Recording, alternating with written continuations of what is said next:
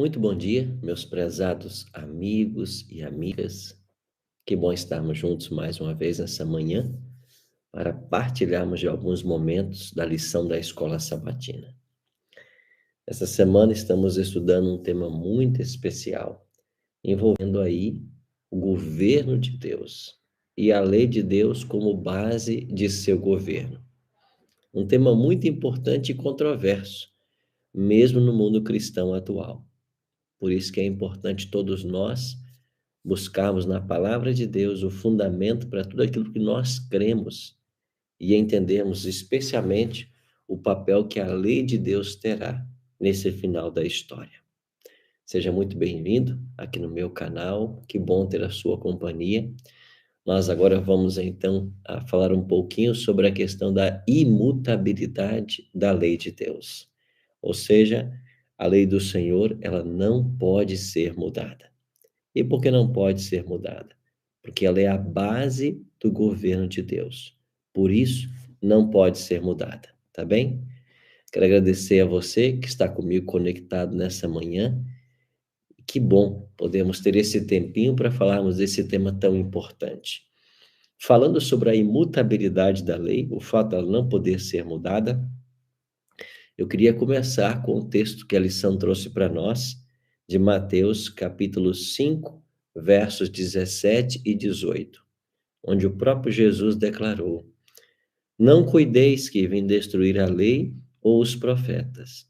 Não vim abrogar, mas cumprir.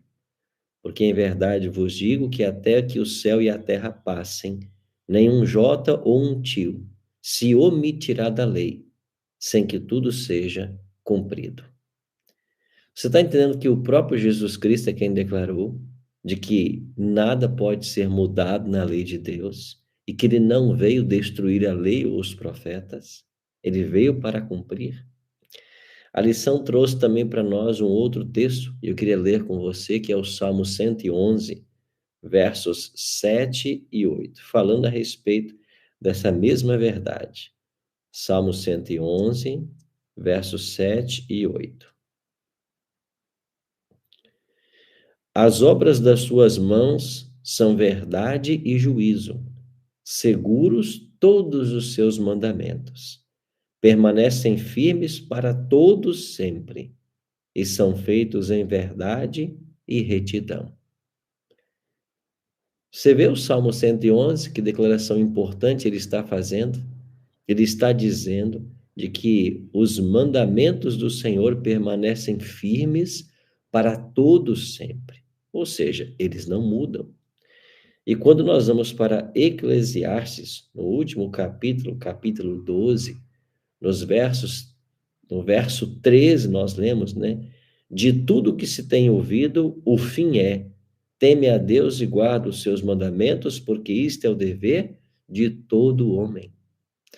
Então, nós poderíamos continuar lendo aqui vários textos que a lição trouxe para nós. Eu vou ler apenas mais um, que é o de Provérbios 28, no versículo 9, onde assim escreveu Salomão: O que desvia os seus ouvidos de ouvir a lei, até a sua oração será abominável.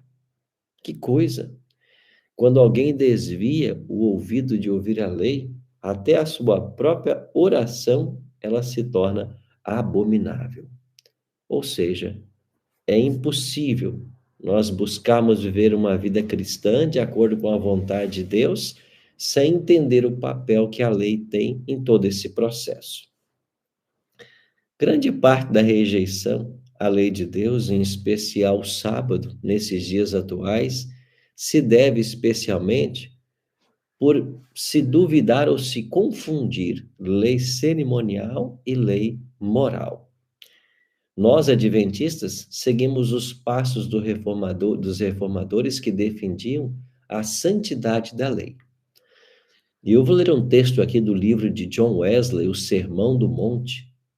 Na página 128, John Wesley, fundador do metodismo, assim declarou: A lei ritual ou cerimonial, entregue por Moisés aos filhos de Israel, contendo todas as injunções e ordenanças relacionadas aos antigos sacrifícios e serviços do templo, Nosso Senhor veio destruir, dissolver e abolir. Mas a lei moral, contida nos 10 mandamentos, reforçada pelos profetas, ele não removeu. Não era o objeto de sua vinda revogar alguma parte dela. Essa é uma lei que nunca poderá ser quebrada, que resiste como uma testemunha fiel nos céus. Cada parte dessa lei deve permanecer em vigor sobre toda a humanidade, em todas as épocas, não dependendo de tempo ou lugar ou quaisquer outras circunstâncias, sujeitas às mudanças, mas a natureza de Deus, da natureza do homem e da relação imutável um com o outro. O que Wesley descobriu é que há uma diferenciação na Bíblia entre a lei cerimonial e a lei moral. A lei cerimonial, ela foi dada como uma forma de ensinar o evangelho para o povo do Antigo Testamento. E ao sacrificarem os animais, todos eles apontavam para Jesus. E era assim que eles descobriam como eles poderiam ser perdoados e salvos. Esta lei teve o seu cumprimento no ministério de Cristo e na sua morte.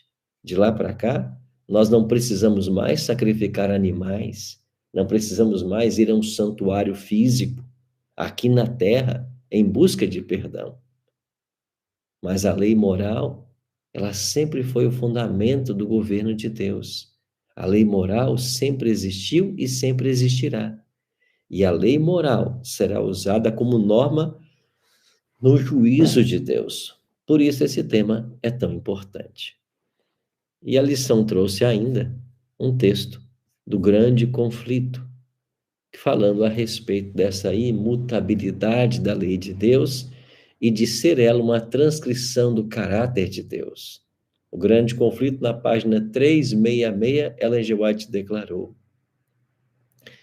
se o santuário terrestre era uma figura ou modelo do celestial, a lei depositada na arca da terra era uma transcrição exata da lei que está na arca do céu. E que a aceitação da verdade sobre o santuário celestial envolvia o reconhecimento dos requisitos da lei de Deus e da obrigatoriedade do sábado do 4º mandamento. Nisso estava o segredo da intensa hostilidade manifestada contra a harmoniosa exposição das Escrituras, que revelava o ministério desempenhado por Cristo no santuário celestial. Então veja que Ellen G. White coloca de que o santuário terrestre era uma cópia do celestial, e a lei que lá estava dentro da Arca da Aliança é uma cópia fiel da lei que existe no santuário celestial. Nós já vimos aqui na lição esses dias o texto de Apocalipse 11:19, onde João diz: abriu-se o santuário de Deus que se acha no céu e foi vista a Arca da Aliança. E dentro da Arca da Aliança, é lógico, estavam as 2 tábuas contendo a lei de Deus.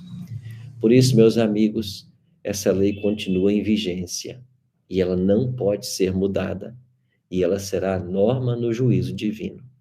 Que eu e você possamos, pela graça de Cristo, pautar a nossa vida de acordo com essa lei. Vamos orar?